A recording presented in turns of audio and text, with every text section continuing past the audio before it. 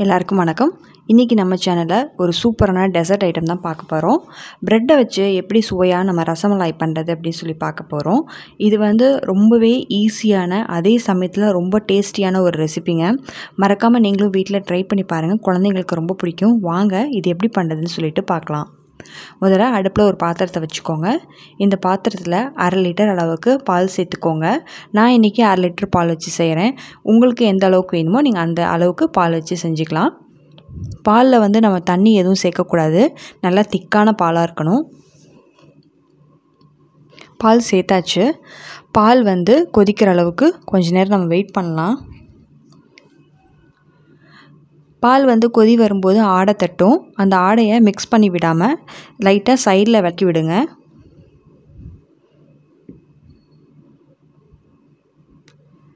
பாருங்கள், இந்த மாதிரி நம்ம ஆடையை சைடில் விளக்கி விடணும். பால் இப்போ சூடாக இருக்குது.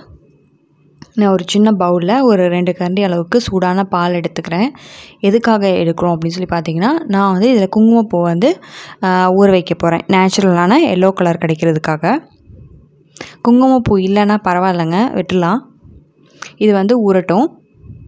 இப்போ பாருங்கள், பாலோட அளவு பாருங்கள் குறைஞ்சிருக்கு. அதே சமயத்தில் ஆடை கட்டியிருக்கு. இதையும் லைட்டாக விளக்கி விட்டுருக்கோங்க. இப்போது சுவைக்கு தேவையான அளவு சர்க்கரையை சேர்த்துக்கோங்க. நான் 5 ஸ்பூன் அளவுக்கு சர்க்கரை சேர்க்குறேன். உங்களுக்கு எந்த அளவுக்கு தித்திப்பு வேணுமோ அந்தளவுக்கு நீங்கள் சுகர் சேர்த்துக்கலாம். சேர்த்துட்டு நல்லா ஒரு தடவை கலந்து விட்டுக்கோங்க. பாலோட அளவு இன்னுமே கம்மியாகணும். அது வரைக்கும் நம்ம இதை காய்ச்சணும். அடுப்பை மீடியம் ஃப்ளேம்லேயே வச்சுக்கோங்க. இப்போது குங்குமப்பூ பாலை மிக்ஸ் பண்ணிக்கலாம். உங்களுக்கு இப்போ கலர் இல்லாத மாதிரி தான் இருக்கும். ஃபைனலாக பார்த்தீங்கன்னா கலர் நல்லா தெரியும், எல்லோ கலர். இது கூட நம்ம பொடியாக கட் பண்ணி வச்சுருக்க முந்திரியும் பாதாமும் சேர்த்துக்கலாம். பிஸ்தா கூட சேர்த்துக்கலாம். என்கிட்ட இல்லாதனால நான் சேர்க்கலாம். உங்கள்கிட்ட இருந்தால் பிஸ்தாவையும் சேர்த்துக்கோங்க. ரொம்ப டேஸ்ட்டாக இருக்கும். இப்போ பாருங்கள், பால் நல்லா சுண்டி வந்துருச்சு. நல்லா ஆடை தட்டியிருக்க பாருங்கள். சைடில் ஒட்டியிருக்க ஆடையெல்லாம் அந்த பால்லே மிக்ஸ் பண்ணி விட்டுருங்க. இப்போ ரபடி ரெடி ஆயிடுச்சு. இதுக்கு ரபடின்னு சொல்லுவாங்க. இதை ஆற வச்சு ஃப்ரிட்ஜில் ஒரு 1 மணி நேரம் வச்சு எடுத்துக்கோங்க. அப்போ தான் நல்லா சில்லுன்னு இருக்கும். இப்போ பாருங்கள், இந்த மாதிரி ப்ரெட்டு துண்டுகளை எடுத்துகிட்டு இந்த மாதிரி ஒரு சின்ன கிண்ணத்தை எடுத்துகிட்டு நம்ம நடுவில் ப்ரெஸ் பண்ணி விட்டோம் அப்படின்னா நல்லா ரவுண்ட் ஷேப்புக்கு நம்மளுக்கு ப்ரெட் கிடச்சிரும். அப்படி இல்லைனாலும் பரவாயில்ல. நீங்கள் அந்த ப்ரெட்டோட சைடு பார்ட் இருக்கு இல்லையா, அதெல்லாம் கட் பண்ணிவிட்டு க்ராஸாக போட்டிங்கன்னா முக்கோண ஷேப்பில் கிடைக்கும். பாருங்கள், இந்த மாதிரி நம்ம ப்ரெட் ஸ்லைஸை எடுத்து வச்சுருக்கோம்.